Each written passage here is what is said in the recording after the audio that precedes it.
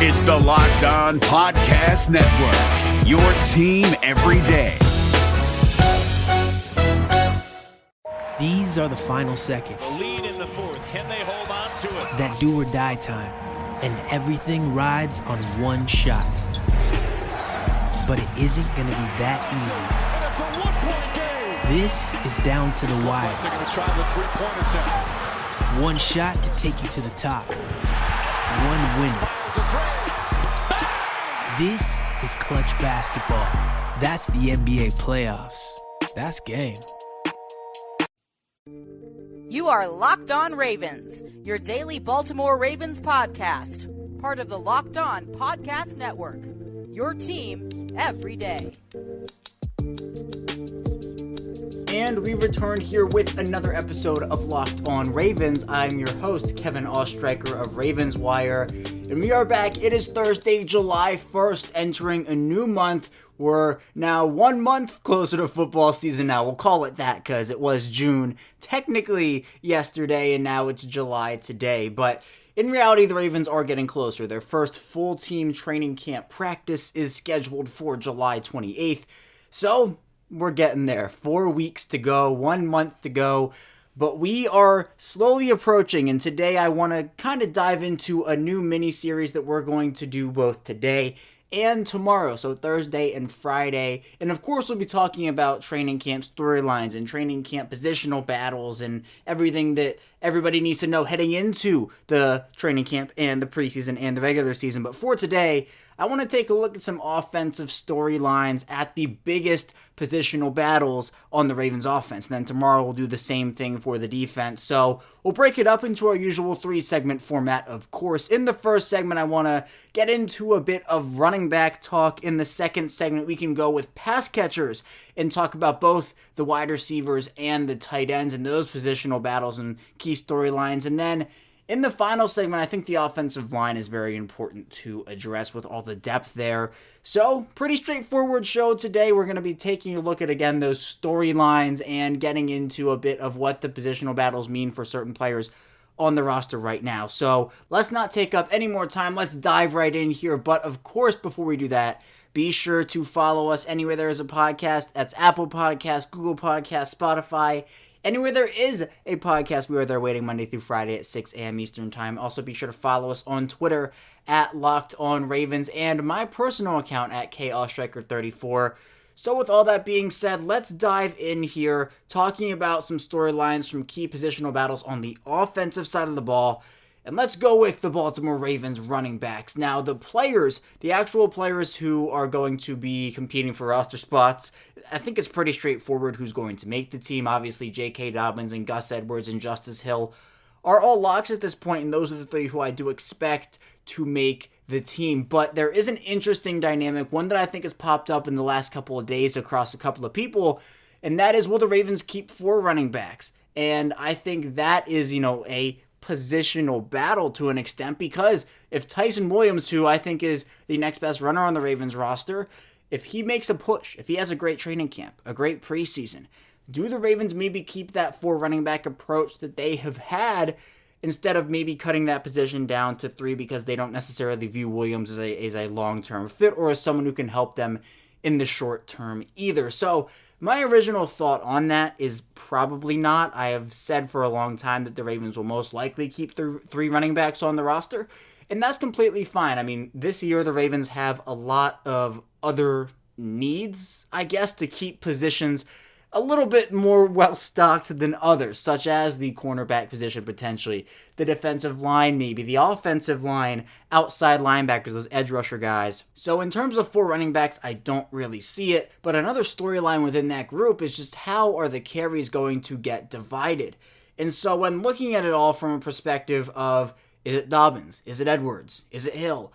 I do think J.K. Dobbins ends the year with more carries than Gus Edwards. Now, last season, Gus Edwards had 10 more carries than J.K. Dobbins. Edwards finished the year with 144, and Dobbins had 134. However, Dobbins averaged 1 more yard per carry than Edwards. Edwards averaged 5 yards per carry, and Dobbins averaged 6. So that they're kind of balancing each other out in those regards. Obviously, I think the 1-2 punch of Dobbins and Edwards is phenomenal. They play off of their strengths very well. I think they are improving in a lot of different areas as well. I know John Harbaugh and even Dobbins and Edwards themselves have said a lot of things about the pass-catching game and how they want to be bigger threats in that area, which I think is going to help out the offense a ton. We kind of saw flashes from Edwards in 2020 in that regard. So I'm excited to see what they do there.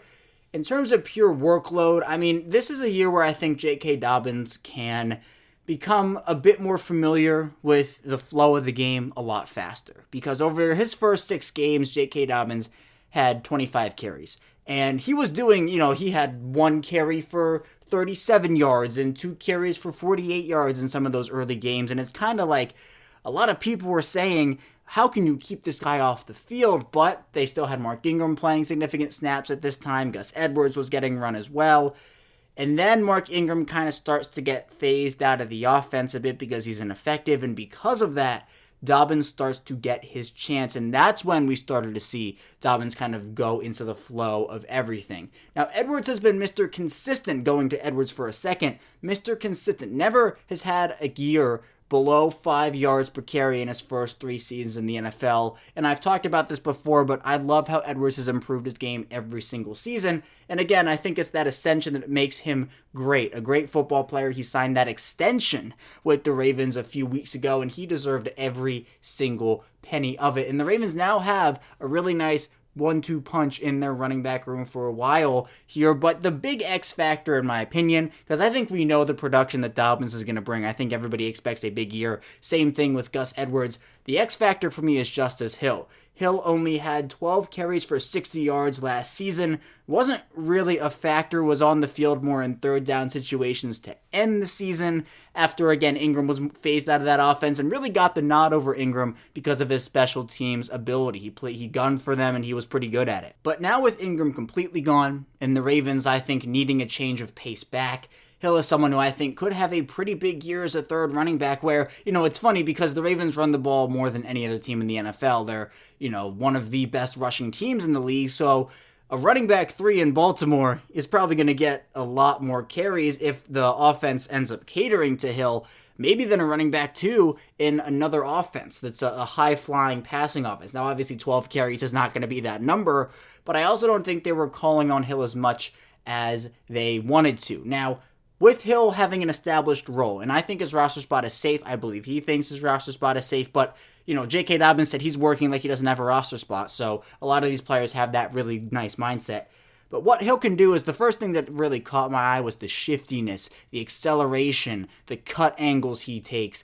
He is such a speedy and just a menace to bring down in the open field. He can shake tacklers, he can bake tacklers. He can do whatever he wants in the open field, and he's a power back too. He's not like a Brandon Jacobs, or you look back to Ravens, LaRon McClain. He's not one of those big bruisers, even a Mark Ingram to an extent. But he's not a big power back, but he has deceptive power. He's not a 6'6", 250-pound guy, but he will make people pay if they don't understand that he has some power in his legs. He has very powerful legs. He also lowers his shoulder, good pad level. So he does a lot of things well, and I think people might be writing him off a little bit because we've seen what J.K. Dobbins can do, and we've seen what Gus Edwards can do. I think it's not just the duo of Dobbins and Edwards, but the trio of Dobbins, Edwards, and Hill that will really give the Ravens a boost moving forward. And this is a situation where the Ravens, they brought in Todd Gurley for the visit, and people are saying, well, if the Ravens signed Todd Gurley, what does that say about Justice Hill? Honestly, it's a little tough to know what it says about Justice Hill because there are so many different situations where this team could go down with an injury. And injuries, of course, happen in this NFL game. And when looking at why this team has so much depth at so many different positions, they've been burned by the injury bug before. I mean, let's go back to the 2014 season when the Ravens were signing guys off the street to play cornerback. Rashad Melvin was one of those guys where every single week, and you can even go to 2020, they signed Devontae Harris. They had so many injuries at the cornerback position. So bringing in Gurley to me was more of a, hey, we now know each other. Let's see if we can revisit this maybe mid-season if you're still available. The Ravens, I think, are confident. I think they have a great running back room. Dobbins and Edwards will obviously carry it, but Hill, I think, is the X factor. If he can have a pretty solid year in 2021, he's just another weapon for Lamar Jackson, another weapon for this offense. Running behind a solid offensive line is also going to help these three guys out a lot. An experienced offensive line, too. We saw the break tackle ability with Dobbins and with Edwards. Dobbins has some of the greatest balance. People compare him to the Ray Rice on the field of he can balance really well and he can make tacklers miss, but also when he gets hit, he stays up. And it's the same thing with Edwards too. So those three guys, Dobbins, Edwards, and Hill, are going to be X factors for this team in 2021, and I'm excited to see what they can do. We're going to head into our first break now, but when we return, we're going to be taking a look at some training camp storylines for the pass catchers, wide receivers, and tight ends, so stay tuned for that, and we will be back soon. BetOnline is the fastest and easiest way to bet on all your sports action. Baseball season is in full swing, and you can check all the action at BetOnline. Get all the latest news, odds, and info for all your sporting needs, including MLB, NBA, NHL, and all of your UFC and MMA action. Before the next pitch, head over to BetOnline on your laptop or mobile device and check out all the great sporting news, sign-up bonuses, and contest information. Don't sit on the sidelines anymore, as this is your chance to get into the game as teams prep for their run to the playoffs. Head to the website or use your mobile device to sign up today and receive your 50% welcome bonus on your first deposit. BetOnline, your online sportsbook experts. This episode is brought to you by HP Plus. In a world full of smart devices, shouldn't your printer be smart too? It is with HP Plus. These printers know when they're running low, so you always get the ink you need delivered right when you need it. Plus, you save up to 50% on ink, so you can print whatever you want, as much as you want, anytime you want. Huh, that is pretty smart. Get 6 free months of instant ink when you choose HP Plus. Conditions apply. Visit hp.com/smart for details. And we returned here with our second segment of this Thursday edition of Locked On Ravens. Kevin Ostreicher, your host, still hanging out with you here. And we just talked about some big storylines from the running back position heading into training camp. But now we're going to flip it over and talk about the pass catchers. So we'll do a bit here on the wide receivers, and then we'll get into the tight ends. And at the wide receiver position, obviously one of the big storylines heading into training camp is just how improved the overall unit is. The Ravens last season were depending a lot on guys like Marquise Brown, who will still be a big factor in 2021, don't get me wrong. But then after that, it was really Willie Snead, and then Miles Boykin, and also some Devin Duvernay in there. They didn't really produce as much as I think a lot of people wanted them to. It was really the Marquise Brown and Mark Andrews show, where every week it was, all right, which one is going to go off? And other than that, who's going to step up? And it really didn't seem like for most weeks anybody else stepped up outside of those two. Willie Snead had a couple good weeks. Miles Boykin had a few nice plays. Devin Duvernay showed some flashes. But the Ravens overall didn't really have the weapons around Lamar Jackson to make a lot of noise. Now, Lamar Jackson is that special of a talent, and the players on the roster weren't terrible. But, there was a lot of room for improvement, considering a lot of people saw what the Buffalo Bills did with Josh Allen, bringing him Stephon Diggs, and what the Arizona Cardinals did with Kyler Murray, bringing him DeAndre Hopkins. So it was, all right, who are the Ravens going to bring Lamar Jackson? And who did they bring Lamar Jackson? They brought Lamar Jackson, Rashad Bateman, in the first round of the 2021 NFL Draft. And they brought him Sammy Watkins, a very poised veteran receiver who has been around the league, has a Super Bowl championship, and is someone who I think can provide a lot of stability in that wide receiver room. Not stability in terms of like they're toxic, but stability in terms of a veteran, someone with that experience that I think will be really, really good. So that's the first really big storyline, because now instead of having a top three of Marquise Brown, Willie Snead, Miles Boykin, the top three is now Marquise Brown, Rashad Bateman, Sammy Watkins, which I personally like a whole lot better than the first option. But I think the bigger storyline, and this is in terms of the positional battle at the position, is the sixth wide receiver spot. I've been a very big proponent on this show and throughout the last couple of months that the Ravens most likely are going to keep 6 wide receivers. Now, obviously, that's not a given. The Ravens make that final decision. It could be 7. It could be 5. But I just don't see the Ravens throwing the football enough to just constitute them keeping 7 wide receivers on this roster. They certainly could, and I think they're going to throw the football more, but not 7 wide receivers on the roster more. So what that gives the Ravens is a tough decision to make, because I had talked about, again, for months and months and months leading up to the 2021 NFL Draft, that if the Ravens did not move, off of one of their young guys, and they drafted 2 wide receivers in the 2021 NFL draft, as well as signing a veteran, that would put them up to those 7 wide receivers, when in reality, they were probably only going to keep 6 all along. So, they did sign Sammy Watkins, so they had the 5 of Marquise Brown, Miles Boykin, Devin Duvernay, James Prochet, and Watkins entering the draft. They draft Rashad Bateman in the first round, which was the absolute right call in my opinion. And then in the 4th round, they draft Tylan Wallace, which also was the absolute right call in my opinion. Tylan Wallace should not have been available when the Ravens selected him in the 4th round. But that did give them a bit of a dilemma, but it's a good dilemma because having depth-related issues, having too much of it, is always better than having not enough. So, the big storyline is the battle between Miles Boykin and James Prochet. Boykin has had a very disappointing 2 years in the NFL so far for the Ravens. He's entering a very pivotal year 3. A year 3 where we've seen Eric DeCosta move off of a player because he was not living up to expectations early in the season. I'm talking about Tim Williams, the former Ravens edge rusher out of the University of Alabama. For Boykin in 2020, 19 receptions for 266 yards and 4 touchdowns.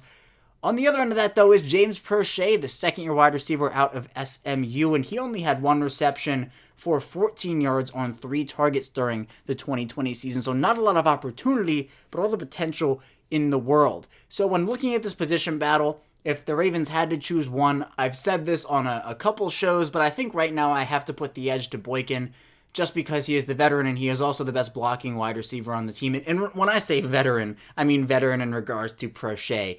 Boykin in his 3rd year, Prochet in his 2nd year. But that is easily flippable because of the years that Boykin has had so far from a pass-catching perspective, not being on the same page with Lamar Jackson, seemingly not knowing the playbook at times, not knowing where to line up, not knowing where to run. That's all big. Whereas for Prochet, again, just hasn't been given the opportunity, but was a catch machine at SMU in college. And obviously college versus the NFL, it's a very different game. But I see a lot of potential with James Prochet. It's also a bit of the position they play. I mean, Miles Boykin is an outside receiver. James Prochet is a slot guy. The Ravens right now, in my opinion, needed more outside guys heading into the 2021 offseason. They certainly got that with Bateman and Wallace and Watkins. But for me, I think Wallace is more of a game day inactive, more of a developmental piece, which is fine. You know, that's no knock on him and his talent. I just think that, you know, he needs a couple years to adjust fully to the NFL game and learn, you know, the position that the Ravens do want him to play at the NFL level. So right now, I think it's Boykin's time, but I do think James Prochet could easily overtake him in that job. I think that, you know, maybe if Boykin does shine and Prochet does too, but they can't keep both, I've said this before, maybe they will try to stash James Prochet on injured reserve because I do not think he makes it through waivers.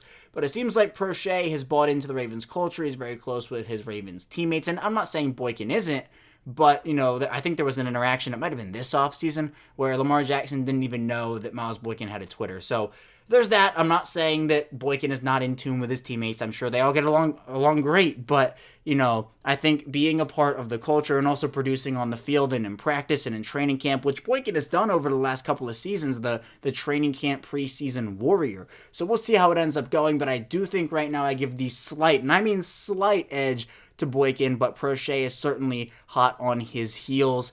And looking at the tight end position, I think obviously the big storyline is the 3rd tight end. The Ravens lost a big piece of their offense when they traded Hayden Hurst to the Atlanta Falcons. Obviously, the 2nd round pick that they got in that trade netted them J.K. Dobbins, but it just seemed like the Ravens offense skipped a beat or lost a step with not having that real 3 tight end set on the field. They said, yeah, we're going to use Patrick Ricard in line and it's going to be great, and they never really did it. You know, they tried it at times, but then it really revolved to a 2 tight end set. Obviously, once Nick Boyle goes down, it's really Eric Tomlinson and Mark Andrews. They had the Luke Wilson days, I'll call them, but I think now the Ravens have plenty of talent. I think the leader in my book right now is definitely Josh Oliver. Now, Oliver is a guy who was traded for a conditional 7th round pick from Baltimore. If Oliver makes the team, that pick goes to Jacksonville. If he does not make the team, the 7th round pick comes back to Baltimore. So Oliver's an intriguing prospect, a very athletic player, someone who can make contested catches, and just has been pretty unlucky with injuries over his NFL career, and it hasn't been a long one.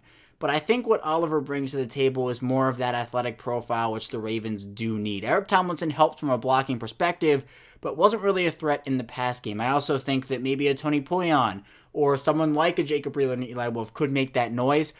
But I think the Ravens believe in Oliver. I know at the time the Ravens hadn't signed a wide receiver, and receivers are going off the board left and right, and people were like, oh my God, it's Ravens savior Josh Oliver.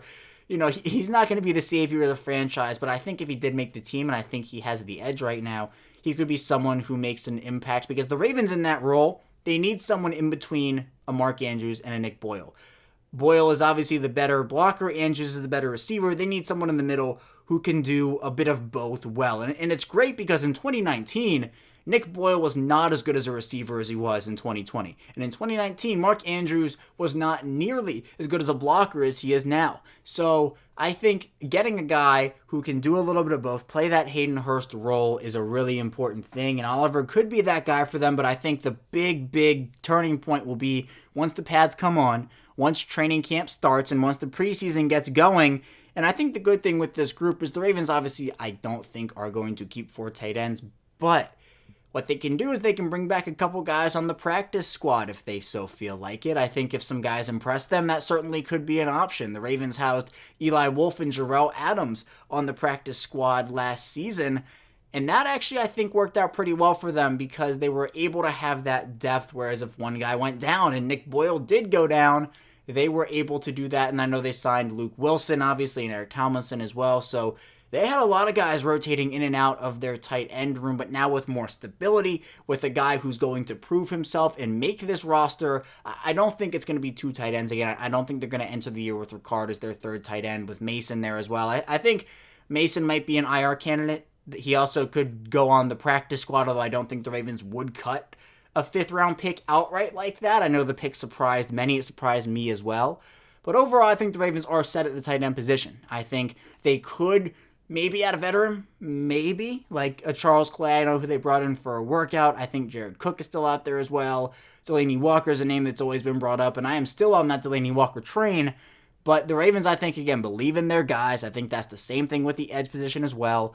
But right now, they have Andrews and they have Boyle, who are the stars at that position, but the big storyline is who is going to complement them in that 3rd tight end role. We're going to head into our final break now, but when we return, we're going to be talking about the biggest storylines from the offensive line heading into training camp, so stay tuned for that, and we'll be back soon. Built Bar is the best tasting protein bar ever. What's your favorite Built Bar flavor? Did you know that Built Bar has 9 delicious flavors, including coconut, cherry, raspberry, mint brownie, double chocolate, and salted caramel? Not only are Built Bar flavors the best tasting, but they're healthy too. Order today and get that raspberry or mint brownie or whatever you like. Go to BuiltBar.com and use promo code LOCKED15 and you'll get 15% off of your first order. Use promo code LOCKED15 for 15% off at BuiltBar.com.